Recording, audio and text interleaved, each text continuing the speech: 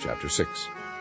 And it came to pass on the second Sabbath after the first, that he went through the cornfields, and his disciples plucked the ears of corn, and did eat, rubbing them in their hands.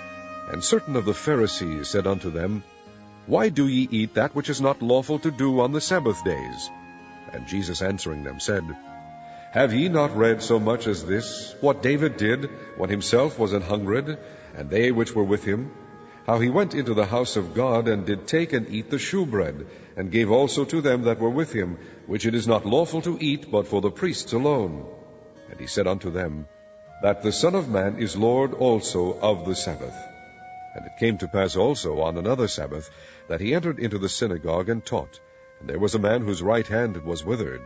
And the scribes and Pharisees watched him, whether he would heal on the Sabbath day, that they might find an accusation against him.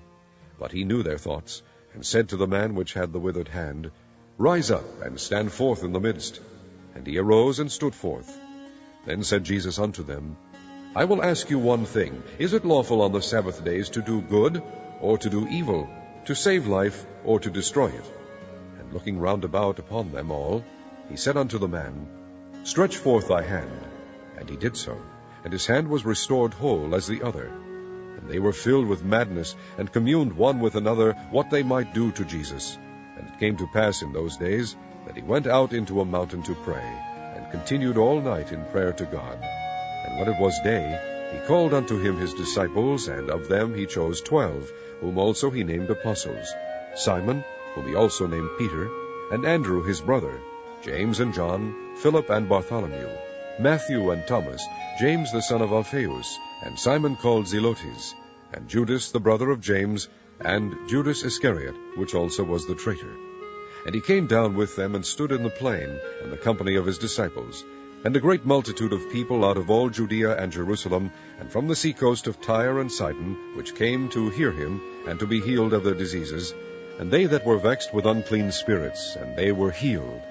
And the whole multitude sought to touch him, for there went virtue out of him, and healed them all. And he lifted up his eyes on his disciples, and said, Blessed be ye poor, for yours is the kingdom of God. Blessed are ye that hunger now, for ye shall be filled. Blessed are ye that weep now, for ye shall laugh. Blessed are ye when men shall hate you, and when they shall separate you from their company, and shall reproach you, and cast out your name as evil, for the Son of Man's sake. Rejoice ye in that day, and leap for joy, for behold, your reward is great in heaven, for in the like manner did their fathers unto the prophets. But woe unto you that are rich, for ye have received your consolation. Woe unto you that are full, for ye shall hunger. Woe unto you that laugh now, for ye shall mourn and weep. Woe unto you when all men shall speak well of you, for so did their fathers to the false prophets. But I say unto you which hear, love your enemies, do good to them which hate you, bless them that curse you, and pray for them which despitefully use you. And unto him that smiteth thee on the one cheek offer also the other, and him that taketh away thy cloak forbid not to take thy coat also. Give to every man that asketh of thee, and of him that taketh away thy goods ask them not again. And as ye would that men should do to you, do ye also to them likewise. For if ye love them which love you, what thank have ye? For sinners also love those that love them. And if ye do good to them which do good to you, what thank have ye? For sinners also do even the same. And if ye lend to them of whom ye hope to receive, what thank have ye? For sinners also lend to sinners to receive as much again. But love ye your enemies, and do good, and lend, hoping for nothing again. And your reward shall be great, and ye shall be the children of the highest, for he is kind unto the unthankful and to the evil.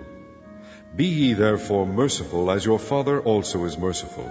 Judge not, and ye shall not be judged.